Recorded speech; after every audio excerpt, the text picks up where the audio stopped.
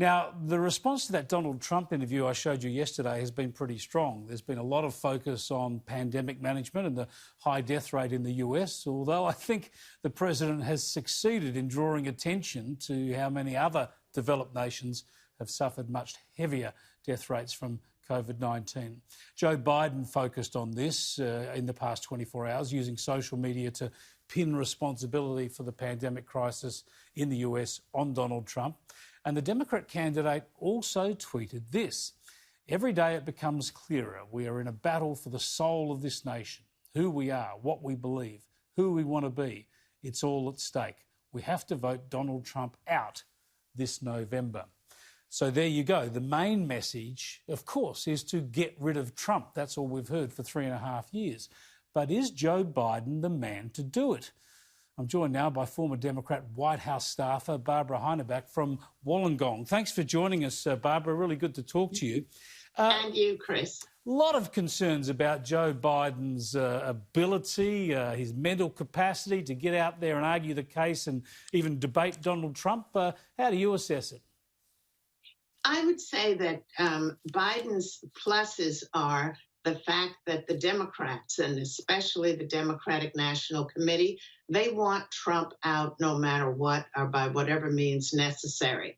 And his other strong strength is the fact that he has most of national media behind him. His weakness, Biden has been a politician for some 45, darn near 50 years. He has no strong strength or anything to point to for what he has achieved. In addition to that, he also has these lapses of memory, and his cognitive abilities are really weakening. The Democrats who are dyed in the wool are going to vote for him anyway. So despite what he's done with his, his wheeling and dealing, I don't think that's going to hurt him with those that are for him. So it's really going to, I think, that's the Biden side. If you look at the Trump side, then Trump's strengths are going to be an incredible economy before COVID-19, of course, and his ability to improve the trade deals. And also when we look at businesses coming back to the U.S. and manufacturing, and more importantly, the job creation for blacks, whites, browns, yellows. It was incredible across the board before COVID-19. So I think a lot of this is going to weigh in on whatever happens to the debates. Now, Biden has been blessed by COVID-19 not having to square off with Donald Trump thus far. Absolutely, but he can't hide forever. It makes him vulnerable to this sort of attack. Here's a little bit of what we heard from Donald Trump in that Fox interview yesterday. And you know why I won't lose? Because the country, in the end, they're not going to have a man who's shot. He's shot. He's mentally shot. Let him come out of his basement, go around. I'll make 4 or 5 speeches a day. I'll be interviewed by you. I'll be interviewed by the worst killers that hate my guts. They hate my guts. There's nothing they can ask me that I won't give them a proper answer to. Some people will like it. Some people won't like it. I agree with that. But look, answer the questions. Let Biden sit through an interview like this. He'll be on the ground crying for mommy. He'll say, mommy, please take me home. Well, we've asked him for an interview, sir. He can't do an interview. He's incompetent. Donald Trump there. Barbara Heineback, this is the point you're making, isn't it? I mean, this is an obvious attack for Donald Trump, and at some stage, Joe Biden has to front up. Can he do it in the debates and in other campaigning? I don't believe he can. Typically, what happens in September, right after Labor Day, that's when the debates start, and those are the final about 90 days coming down to November the 4th. And although Trump has been asking for 6 debates, typically we've had 3 in the past of the 2 presidential candidates, and they square off head-to-head, face-to-face. And then you have your commentators and reporters asking those tough questions. If this is done virtually, it will help Biden to a degree, because you don't get all of that interface, the exchange, the body language that you would normally have when you see everyone on stage. So I think Biden is going to try to hide and duck to the last moment possible. And it's not fair to the American people. I'm hopeful that there'll be at least 3 debates, but I wouldn't promise it. I wouldn't swear to it. And depending on how it's conducted and the ability to which the DNC, the Democratic National Committee, and the Republican National Committee, what sort of terms they come to and how they position these debates, that is going to be the one thing that allows Americans to have a look at who are the 2 candidates that we, are choosing from and what it's going to mean for America. Because COVID, I think, and Black Lives Matter are the 2 things that seem to be weighing heavily on everyone's minds and thoughts right now. Well, one of the key things is to find out who Joe Biden's running mate's going to be, who's going to be his vice presidential candidate. It's even more important given the doubts about his capacity. So we'll get to hear that, I suppose, next month at the convention, in the lead up to the convention. But what's the chances, would you reckon? This is sort of a wild theory here, but I mean, if the polls close up, this should be the unlosable election for the Democrats. Is there any chance they might tap Joe Biden on the shoulder and find somebody else to run against Donald Trump? That's what I'm kind of anticipating. So you really hit the nail on the head, Chris.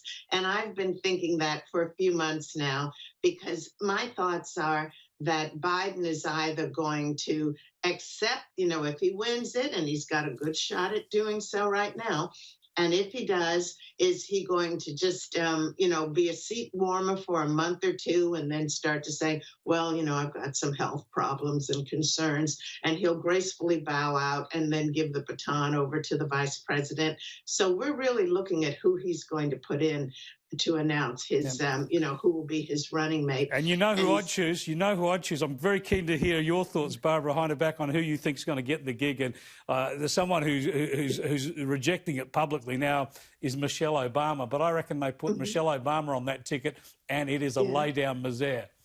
Yeah, if they put her on the ticket, I think it'll be a slam dunk. I really do.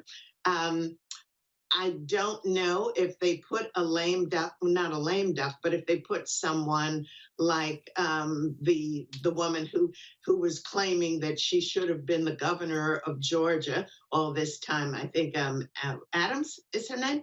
No one ever heard of her until 2 weeks before Election Day 4 years ago. And unless you were in state politics in Georgia, had it not been for Oprah and Barack Obama, and then Michelle coming down to Georgia those last 2 weeks before Election Day, and they still couldn't pull the rabbit out of the hat to help her become the governor of Georgia. She didn't get elected, but it was a fairly close race because of their support. Yes, Even Stacey Georgians. Abrams. Yes, Stacey Abrams, thank you. Even Georgians didn't know her. If someone like that is put on the ticket, then you're going to have a presidential election run by the Democratic Congress and the Democratic Committee, and it's just going to be a bag of tricks and worms, and even less than what was accomplished by the Congress this year or the last 4 years will be accomplished over the next 4 years. And that will be greatly to the demise of America, to say nothing about the Progressive Party and the nonsense going on, of course, with, AOC and Squad. Well, it has been a crazy year so far, so we should expect the unexpected. I just want to show you one more clip from that interview with Donald Trump yesterday, because I think this is very enlightening. It shows that Donald Trump, he kind of gets it, surprisingly enough. He understands it's not really his saleability that is the issue here. Have a look. There's a number you don't mention. It's called the enthusiasm number. The enthusiasm for Trump is through the roof. I have mentioned it. Even higher than last time.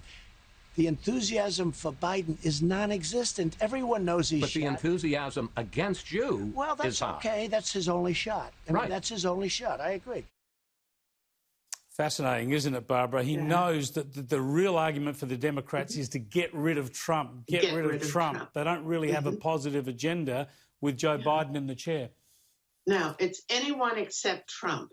And my thoughts on that, Chris, will be the exposure that the American public will be exposed to in terms of the debates, because for a large majority of Americans, traditionally, maybe some 80+%, they don't really know who they're going to vote for unless they are, strongly for one candidate or the other.